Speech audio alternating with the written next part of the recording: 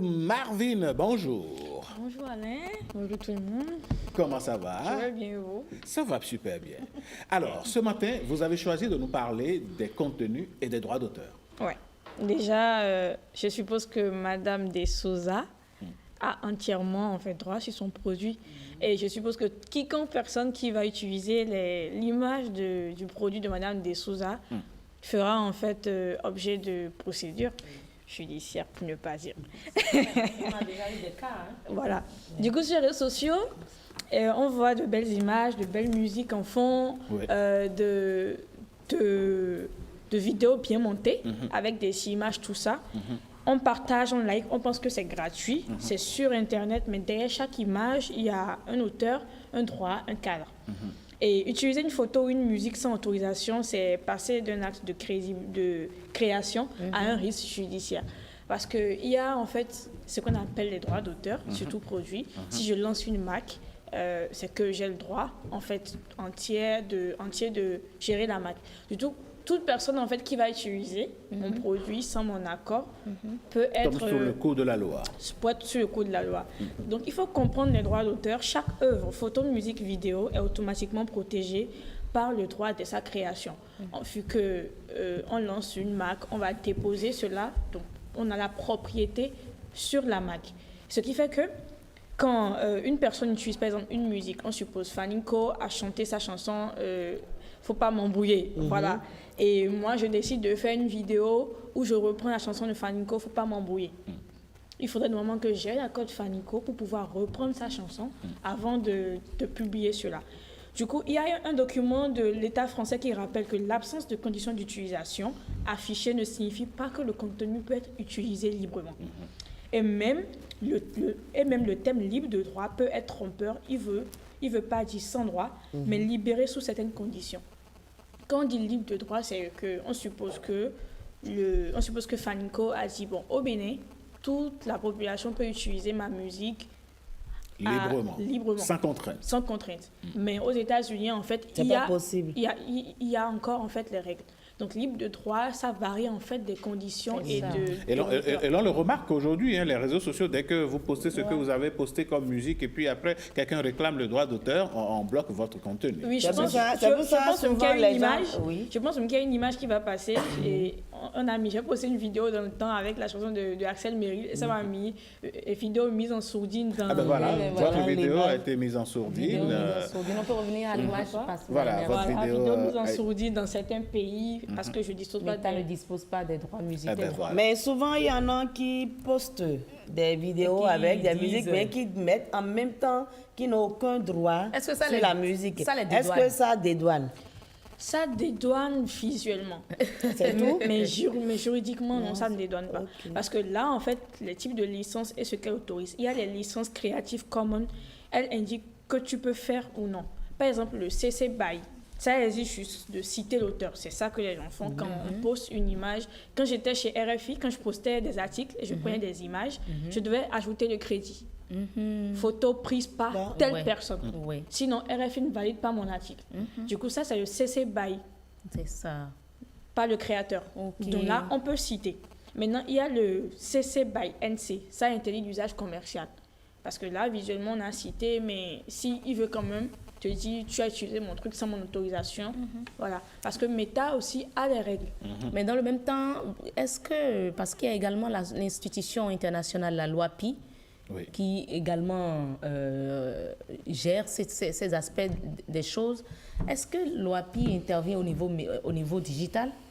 Bon, quand on prend par exemple sa marque, là, je crois que c'est Chéi qui vient de passer, la marque Chéi. Mais bien sûr, si entre-temps, Madame de Souza a pris le soin d'aller déposer, d'aller déclarer sa propriété intellectuelle. Voilà. Sinon, si elle n'a pas déclaré mais si c'est fait, est-ce que quelqu'un qui dit, ben voilà, j'ai un produit ici que je nomme Chéi. Non. Normalement, ce n'est plus possible. Ça devient de l'usurpation. Voilà, parce qu'il y a déjà une marque déposée qui s'appelle Chéi. Même votre nom, Heureuse d'Anodé, vous pouvez aller déposer est protégée. Oui, même les émissions. C'est ça qui est recommandé. Qu'elle s'appelle, une personne, une dame dit qu'elle s'appelle la Danonde, c'est faux, parce que la Danonde, c'est une marque signée par ici, à la SRTB, depuis BBV4 jusqu'à BDTV. Et c'est même ça qui est recommandé, même déposer son nom à l'OAPI pour montrer en fait que nous sommes vraiment, on a la propriété globale sur notre nom. Et c'est ça que les Américains font. Et même, en fait, le nom même de leurs chiens sont déposés pour donner, en fait, toute la propriété. Et toute personne, en fait, là, maintenant, on sait qu'il y a une Kim Kardashian qui existe. Oui. Si une personne met au monde une fille et veut donner Kim Kardashian, c'est plus possible. Mais je peux donner Kim. Mais pas Kim Kardashian. Mais pas Kim Kardashian. Ben voilà. C'est ça. Donc, il y a les erreurs courantes et les risques. Beaucoup utilisent des images trouvées via Google sans vérifier l'usage autorisé. Cela peut déboucher sur des réclamations financières ou des poursuites. Parce que quand tu utilises une image, il faut forcément mettre le crédit. Et c'est comme une éthique ou une déontologie en fait, qui couvre tout ce qui a rapport avec musique, auteur, écriture d'ouvrages et tout ça. Donc, avant de poster une image aussi, il faut voir qui a posté l'image. Si on n'a pas les sources, au moins mettre en fait c'est tel réseau qui a mis. Ça peut couvrir le CC. Mais quand le CC by NC en fait va intervenir, vous êtes toujours en risque by NC là, vous pouvez rappeler ça? Pour les préjudices commerciaux. Et on a également ce problème dans notre domaine. Souvent, il y a de ces éléments qu'on veut monter et par exemple si ça touche à l'extérieur, on est obligé de télécharger des images sur le net et autres. Dans ce cas, qu'est-ce qu'il faut faire? Est-ce qu'à chaque fois, il faut marquer dans le reportage ou bien dans l'élément que les images ont été téléchargées sur le net? Ou bien, qu'est-ce qu'on fait réellement? Les images la source des images. La source. Après tout le montage en fait, de la vidéo, on peut mettre une page blanche, on met une source et on liste les sources. Les sources. Et là, ça nous protège. Ça protège. Sinon, il y a des sites sur lesquels, j'ai oublié les noms, où en fait, les auteurs en fait, décident même de mettre eux-mêmes leur images, photos ou musique. Ce sont des ressources libres de téléchargement, voilà, en fait. Des banques en fait, d'images libres de droit à toute personne. Et c'est également valable pour les sons, pour les musiques. Oui. On a des instrumentales, des instrumentaux. Les deux instrumentales, ce sont des musiques un peu serré. Du coup, c'est un peu ça. Donc, le mieux, c'est de faire une page blanche et de mentionner les sources. C'est pour ça même que quand on fait des mémoires à l'université, on met en fait qu'on a eu à tirer telle information de telle source. Voilà. Honnêteté intellectuelle oblige. Donc, pour faire court comme bonne pratique, il faut utiliser de véritables contenus libres, rechercher images, outils et droits d'usage. Il faut citer toujours les auteurs, le titre de l'œuvre, la licence et le lien source si possible. Si l'œuvre n'est pas libre, demandez l'autorisation écrite à l'auteur ou à l'ayant du droit. Créer des propres images ou musique, ça évite tout doute. Tu peux, vu que tu veux utiliser une chanson, tu peux aller au studio chanter et tu utilises. Ou tu peux prendre une photo et tu utilises. Et pour les chaînes ou la page, il faut mettre en place une bibliothèque d'éléments libres de droit qu'on peut utiliser.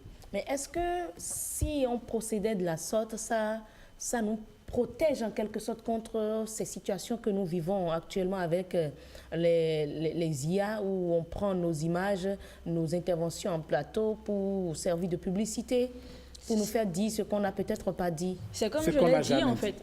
Ce qu'on n'a jamais. En fait, c'est comme je l'ai dit, c'est une décision que vous-même vous devez prendre. Sinon, techniquement, toute personne qui utilise votre image peut être convoquée en fait par le Centre national d'investigation numérique parce que toute personne en fait qui a utilisé votre image est déjà en train de faire des fautes. Donc, elle peut payer de l'argent facilement. Donc, déjà sans protection. Il suffit juste que vous fassiez en fait la capture que vous avez vu, en fait, les preuves que vous avez vu que votre image a été utilisée par telle personne et que vous allez... le problème est que ceux-là, on n'arrive jamais à leur mettre la main. Ah non, mais le Centre national d'investigation est très bon pour ça. Faites juste la capture du nom et de toutes les manières, en fait, il y a mille et une manières de retrouver une personne. Mais celui qui a manipulé votre image, si la personne n'est pas, par exemple, sur le territoire béninois, dans ce cas, comment est-ce que ça va se passer? Parce que généralement, les publicités que les gens fabriquent c'est qu'on voit les deepfakes dont on parle. Ça dépend. C'est généré par... Moi, je pense que ça dépend peut-être du caractère de l'acte commis, peut-être. Sinon, l'Interpol même peut intervenir. On ne sait pas avec qui le CNIC travaille. On ne sait pas avec quelles institutions internationales le CNIC travaille. Ce qui est sûr, on est averti que pour utiliser les données d'autrui, il faut des autorisations. Il faut forcément obtenir l'autorisation. Et quand on n'a pas l'autorisation, il faut mentionner que c'est l'image de telle personne qu'on est en train d'utiliser.